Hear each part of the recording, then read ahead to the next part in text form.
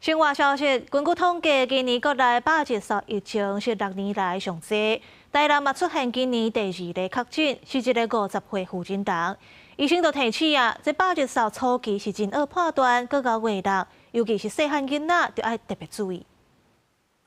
细汉囡仔用专利的扫，就是要甲细部的痰扫出来。这款扫的声音，参一般感冒无共款，是百日扫典型的镜头。但是近来增加一个百日扫的确诊，是一位50几岁妇人人。6月初开始扫，扫到半途困，就要去看诊检查才确诊。卫生局已经启动防疫措施，但是到今年已经累积2例。基本上我们让他出门的时候，还是一定要戴口罩嘛，就是去公共场所或是人较多的地方。于6月24日确诊百日咳。 针对该个案，已进行相关接触者匡列，同住接触者5人已安排进行预防性投药。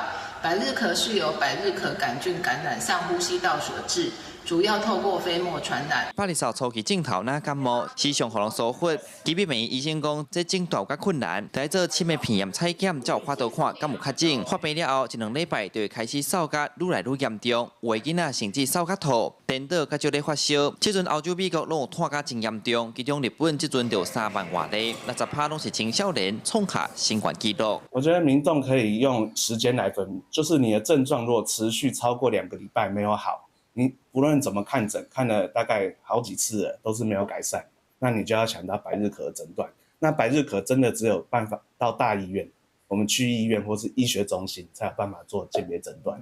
它是属于法定的传染病，所以我们要做 特殊的裁剪才能做确诊。医生强调，百日扫上重要就是预防。家长通甲幼囝出世满24、6、18个月，参要入国校进前，拢总爱注5剂。尤其个危险族群是6个月以下的囡仔，因嘛建议带做伙照顾才爱注。卫生局嘛提醒，若有相关的症头，通赶紧去看诊。平常时嘛要挂嘴安，减少感染风险。